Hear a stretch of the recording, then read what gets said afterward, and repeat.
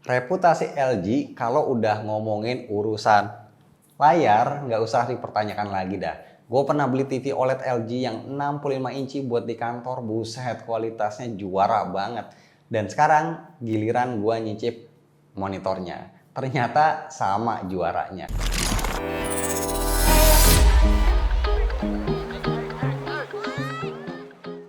LG punya beberapa line up monitor. Yang gue bahas sekarang adalah seri Ultrafine yang serinya 32UN880. Pokoknya dari namanya aja udah kebayang di otak gue kalau ini monitor buat editing profesional secara ultrafine ya. Kalau kalian lihat penampakannya ya kayak gini ya, seolah nggak ada kakinya karena emang nggak pakai stand. Jadi caranya bukan taruh di atas meja kayak biasa, tapi dijepit di meja. Nah ini kebetulan gue emang paling demen dah kalau udah urusan jepit menjepit. Nah buat yang belum pernah pakai monitor model begini, termasuk gue juga ya, ini gue baru pertama kali pakai, bisa jadi bakal agak bingung pas mau ngejepitnya. Jadi pas buka dari dusnya, monitor ini kebagi dua bagian, ada layar sama kaki penyangganya. Nyatuin layar ke kaki penyangganya gampang ya, tinggal tancepin aja. Nggak perlu baut sama sekali. Kalau mau copot juga tinggal pencet tombol eject yang ini ya buat ngelepasnya. Nah terus di bagian ujung kakinya ini ada plat persegi yang fungsinya buat ngejepit meja. Sebenarnya buat apaan sih kok kesannya malah jadi bikin ribet ya, nggak pakai stand kayak biasa. Tapi jangan salah, justru monitor model begini lebih fleksibel. Tapi sebelumnya pastiin dulu meja yang kita pakai itu cukup tebal dan kuat karena akan jadi pegangan buat monitor ini. Nah, kalau udah kepasang di meja kayak gini, monitor ini bakal ngasih pemandangan yang lebih menarik dan pastinya unik dibanding monitor biasa. Kesannya kayak semi-semi melayang gitu, dan dengan posisi yang udah terpasang seperti ini kita bisa atur posisinya sedemikian rupa. Bisa diputer 280 derajat ya, mau hadap depan, belakang, kiri, kanan, atau serong pun bisa. Posisi layarnya bisa dimajuin atau dimundurin dari kepala kita, tingginya bisa di-adjust, layarnya bisa didongakin atau ditundukin 25 derajat, dan yang gak kalah penting juga bisa pivot alias diposisiin vertikal misalnya buat ngedesain. Pokoknya manuvernya ini jauh lebih luas dibanding monitor yang pakai stand biasa.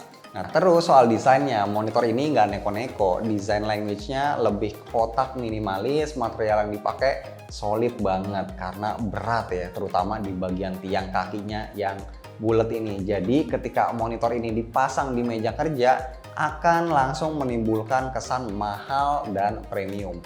Nah sebelum ngomongin kualitasnya, kita bahas dulu sedikit soal interface-nya.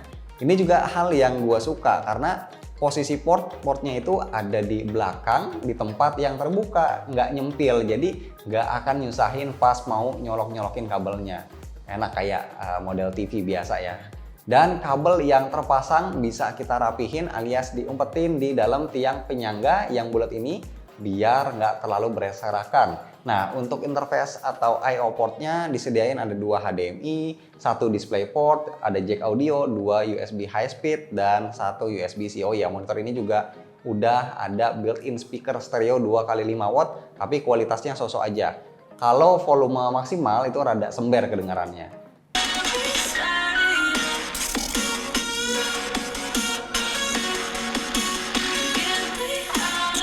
Yang paling mengagumkan dari monitor LG Ultrafine ini nggak lain dan nggak bukan ya kualitas layarnya itu sendiri. Ini adalah monitor yang sangat recommended buat kalian para editor dan desainer. Akurasi warnanya ini juara banget.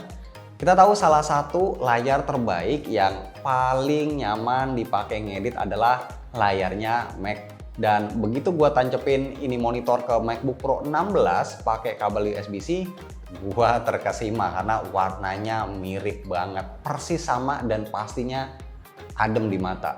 Ketika layar monitor bisa nampilin warna yang persis kayak layar Mac, ya udah artinya monitor tersebut bisa diandelin buat ngedit ya, karena kalibrasi warnanya nggak akan lari.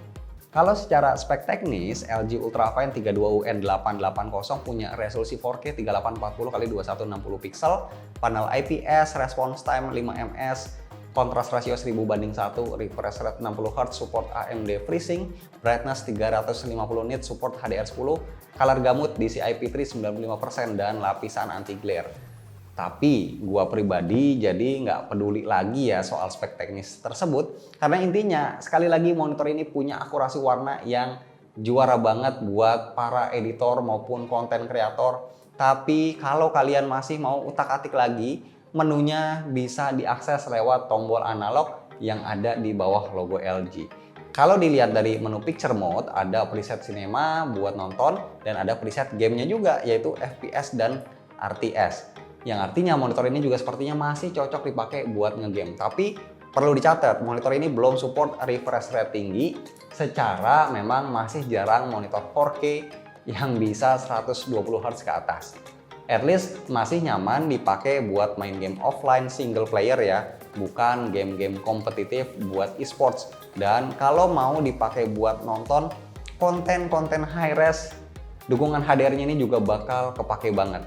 Cuma memang sayangnya dengan brightness yang cuma 350 nits, artinya konten 4K HDR yang kita tonton di monitor ini nggak semeriah di TV 4K flagship. Karena gimana pun juga, tujuan utama monitor ini ya untuk editing, jadi nggak bisa terlalu terang banget. So, tanpa perlu bicara jelasin panjang lebar lebih lama lagi, gue akan langsung menyudahi review kali ini dengan satu kalimat. Monitor ini sangat-sangat recommended buat orang-orang yang nyari monitor dengan kalibrasi warna akurat, detail tinggi, dan nyaman di mata buat dipandangin dalam waktu berjam-jam. Oh ya, untuk harganya gue cek di e-commerce ini sekitar 9 jutaan. Masih sangat worth it dengan kualitas yang ditawarin, dimana menurut gue ya, monitor-monitor kompetitor lainnya yang punya spek kayak gini harganya itu di atas 15 juta.